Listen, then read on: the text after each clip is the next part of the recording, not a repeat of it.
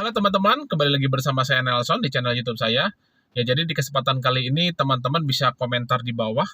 Teman-teman bisa sharing, bisa ceritakan pengalaman teman-teman rasanya mau mati ya atau rasanya seperti sesak napas, seperti mau meninggal dikarenakan karena asam lambung naik. Ya, jadi teman-teman bisa sharing di bawah.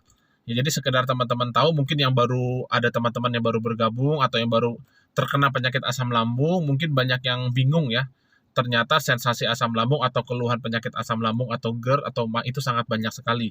Jadi kebanyakan orang taunya itu, masyarakat umumnya yang hanya tahu adalah eh, yang menyebabkan sesak napas itu hanya dari sakit paru-paru dan juga dari sakit jantung. Nah, itu adalah pendapat umum atau yang diketahui umum diketahui oleh masyarakat Indonesia. Ya, jadi pada dasarnya banyak yang belum tahu, pada dasarnya penyakit asam lambung pun GERD ini mirip-mirip dengan serangan jantung karena saya sendiri pernah mengalami ya. Jadi pada saat itu yang saya sudah ceritakan, mungkin sering saya ceritakan di video saya sebelumnya, eh, kebangun malam sesak napas, dada sakit tembus ke punggung. Ya, terus leher saya leher kaku, terus rahang saya itu susah digerakkan. Jadi memang kalau secara ilmu medis itu sama dengan serangan jantung ya. Tapi ternyata pada saat itu 3 hari kemudian saya baru dibawa ke UGD, ternyata asam lambung tinggi atau GERD ya. Jadi memang bagi teman-teman yang mungkin baru mengalami bisa sharing di bawah apa yang dirasakan, karena saya juga dulu pernah merasakan seperti mau meninggal. Pada saat itu saya sudah berdoa kepada Tuhan, wah ini sepertinya momen terakhir saya hidup. Kenapa? Karena sesak napasnya luar biasa, dada sakitnya luar biasa, tangan tangan kiri ini sulit digerakkan seperti kaku ya. Jadi betul-betul mirip serangan jantung.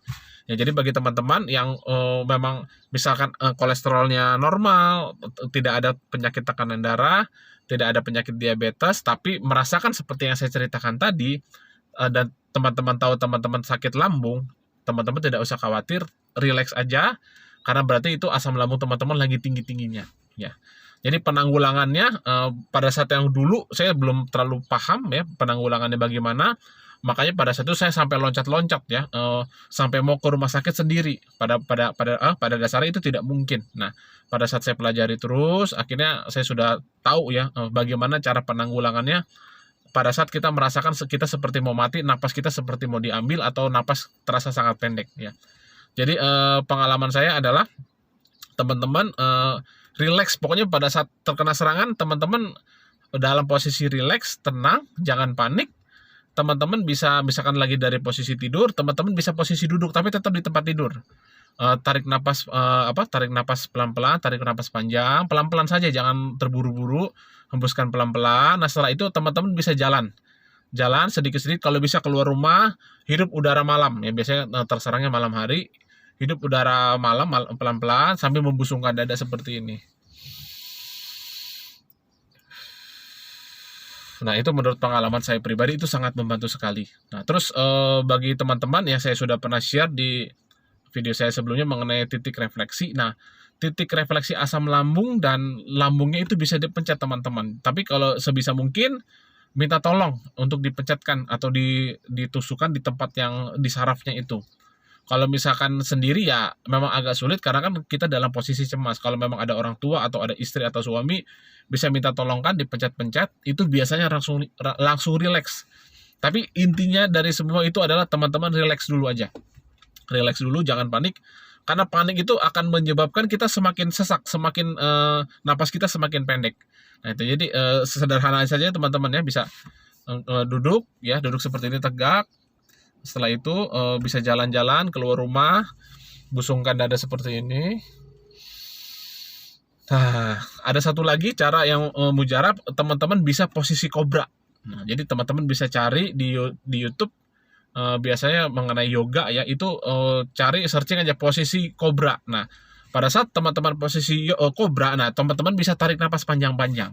Nah, itu bisa sangat membantu meringankan sesak napas teman-teman ya. Jadi bagi teman-teman yang mungkin baru bergabung dengan channel YouTube saya, mungkin saya akan usahakan Senin sampai Kamis atau Senin sampai Jumat saya akan bikin video ya untuk membantu teman-teman, tenang, kita supaya teman-teman tetap semangat, tetap berjuang, bahwa penyakit asam lambung ini bisa sembuh total ya, bisa beraktivitas seperti biasa, asalkan ya itu tadi teman-teman harus konsisten pola makan, konsisten pola hidupnya, konsisten pola pikirnya. Ya, jadi pola hidup ini teman-teman yang sering abai. Teman-teman kebanyakan fokus kepada pola pikir dan pola makan. Pola hidup ini yang sering diabaikan seperti olahraga teratur, tidur cukup, ya, kendalikan amarah. Jadi bukan hanya stres aja yang dikendalikan, amarah kita, kejengkelan kita itu harus dikendalikan karena itu sangat berpengaruh kepada lambung ya. Jangan suka memendam perasaan teman-teman. Jadi kalau misalkan teman-teman punya masalah, jangan dipendam. Nah, itu biasanya apa? Bisa menyebabkan tukak lambung walaupun kita pola makan baik, tapi kita memendam perasaan, itu bisa menyebabkan tukak lambung atau luka di lambung. Jadi luka di lambung itu bukan hanya karena banyak makan cuka, makan cabai, tapi pikiran berat pun memendam perasaan itu bisa menyebabkan tukak di lambung atau luka di lambung. Jadi bagi teman-teman, kendalikan pikiran, kendalikan amarah, kita harus jangan mengurung diri di kamar, ya. Kita berusaha berinteraksi dengan keluarga, dengan teman-teman, dengan tetangga-tetangga, ya. Terus jangan selalu membicarakan penyakit, teman-teman. Semakin sering kita membicarakan penyakit kita akan teringat-ingat terus. Ya, mungkin kita boleh minta solusi, tapi jangan sering membicarakan mengenai penyakit teman-teman, karena apa? Membuat teman-teman semakin lemah, membuat teman-teman seperti orang yang sakit, ya. Jadi teman-teman harus semangat, harus tetap kuatkan mental, ya. Jadi tetap dengan dibantu dengan pola makan yang bergizi seperti saya jelaskan di video saya sebelumnya. Jadi bagi teman-teman yang masih sakit asam lambung, tetap semangat. Saya juga pernah mengalami parah, ya, sampai berat badan turun drastis, ya, di bawah normal. Kalau sekarang saya sudah, teman-teman bisa lihat berat badan saya sudah mulai ideal. Bahkan ini saya mau turunin lagi barang 3-5 kilo supaya makin sehat. Nah, jadi supaya kita dijauhkan bukan hanya dari penyakit asam lambung, kita jauh dari penyakit jantung, penyakit diabetes, kolesterol, tekanan darah, asam urat, dan lain sebagainya, teman-temannya. Jadi penyakit, teman-teman harus ingat, pola hidup sehat itu dijalankan bukan hanya pada saat sakit lambung aja. Pada saat sudah sembuh pun harus dijalankan. Kenapa? Mungkin nanti kita terhindar dari penyakit lambung, penyakit lain yang menyerang kita. Misalkan kita sudah sembuh nih, makan daging terus, goreng-goreng, makanan junk food. Kita kena kolesterol tinggi, kena penyakit jantung beneran.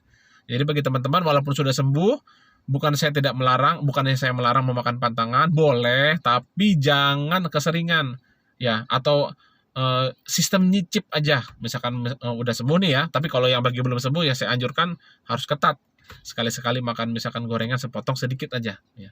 Kalau memang bisa tinggalkan total, nggak makan sama sekali, itu lebih bagus. Kalau saya pribadi memang tidak makan gorengan sama sekali, teman-teman, makanya muka lebih segar, ya. Paling kalau tidak segar itu karena kurang tidur, bukan karena pola makan. Olahraga teratur, saya jalan mungkin 2 jam pun tidak rasa capek kalau sekarang. Kenapa? Karena saya usahakan makan itu mentah-mentah, ya, sayuran mentah, buah-buahan mentah. Paling yang dimasak itu seperti proteinnya, seperti tahu, tempe, jamur, itu yang paling diolah, dimasak. Yang lain saya usahakan makan mentah, karena pada saat kita makan mentah, nutrisi yang kita dapatkan itu 100%.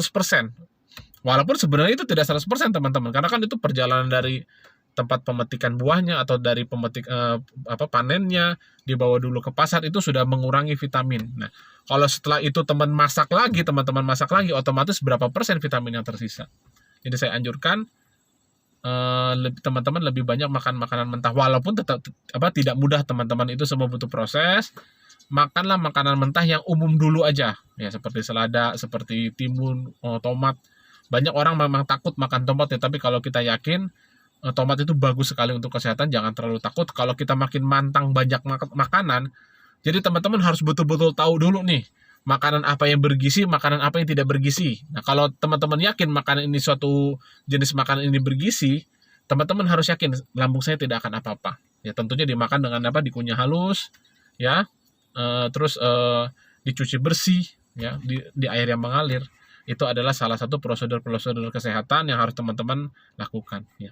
Mungkin sampai sini dulu video saya kali ini. Bagi teman-teman yang mau order arang aktif, bisa WA atau madu asli, ya, bisa WA kepada saya 0812 2026 9210. Oke, selamat siang teman-teman.